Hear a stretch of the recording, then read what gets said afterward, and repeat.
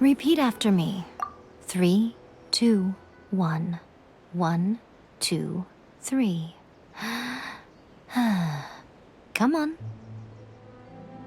Okay, that's positive. Your brain seems relatively unscathed. This is good news. It's just as well, really, with the amount of effort it took me to get you back here. Honestly, it was like you were glued to the ground back there. Miko? Paimon's been wanting to ask you about something. How come you're acting so differently from when we first met you? Am I? Maybe it's because I had the other Shrine Maidens leave. Anyway, I've always been like this. People show you whatever side of themselves they want you to see. I know this for a fact. Every side of me is the real me. People just like to define things in all sorts of arbitrary ways. This is a human society. At the moment, anyway. And I'm just doing as I please. Paimon didn't quite follow. Study humans a while longer, my little friend. You'll see what I mean.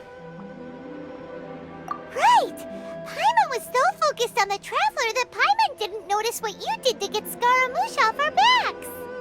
What if I told you it was a secret art from the Grand Narukami Shrine, and that I had the balladeer down on his knees, begging for mercy in an instant?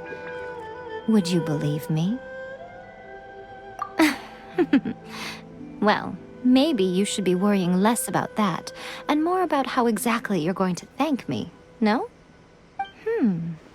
Maybe some of your neural circuitry is less intact than I thought. I didn't mean you had to be so formal about it. I need your actions, not your words. The delusions. They're still on your mind, aren't they? You needn't worry.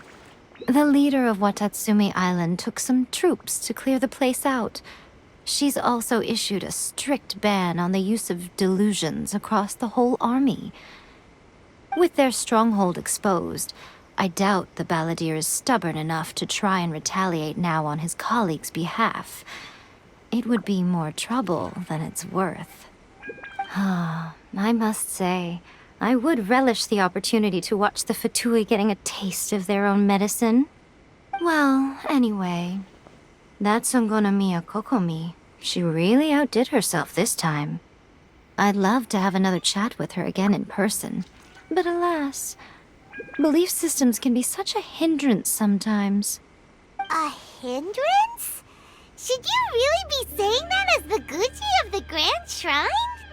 Anyway, I'm only telling you this to stop you worrying so that you can focus on something I need you to do for me. You've met her, right? I'm not talking about the puppet. I mean her. You've met her, yes? Yes, the true Raiden Shogun, who meditates endlessly in the plane of Euthymia to preserve her being. Her name is A. Are you saying that the one we met at the ceremony was just a puppet? And the real Raiden Shogun is the one that the Traveler met later? And does that mean that when the battlefield changed, so did the opponent? Because this is the Raiden Shogun's eternity. Before pursuing the eternity of her nation, she had to reach eternity for herself. Since the physical body will eventually turn to dust, she replaced hers with that of a puppet. And since the spirit is susceptible to erosion, she placed her consciousness inside her sword, where she remains in a meditative state, free from all disturbances. So, that place that she carved open with her sword... The plane of Euthymia. Essentially, the world inside her mind. A place that typically only allows her existence. She shuts herself off in her inner world, leaving all the affairs of the outside world to be dealt with by a puppet, who has a singular focus on the pursuit of eternity. This is the approach A has come up with for realizing eternity. You mean Morax? It's been a while since I last saw him. A surprising decision by Liyue as Archon. What a fascinating god he is. It seems like the Raiden Shogun's approach solves the problem Zhang Li was facing, though. Perhaps.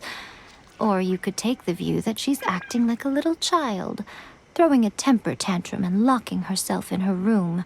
Don't you think? The grand notion of eternity she once held has long since given way to the eternity of her own definition. And ultimately, her eternity is defined by fear. The fear of loss. The truth is, we are on the same side.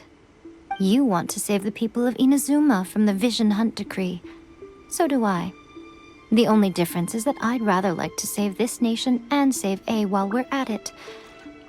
The key is that the plane of Euthymia represents A's inner world. Defeat her there, and you may well have the chance to shake the Raiden Shogun's will. So this is your plan? To abolish the Vision Hunt Decree?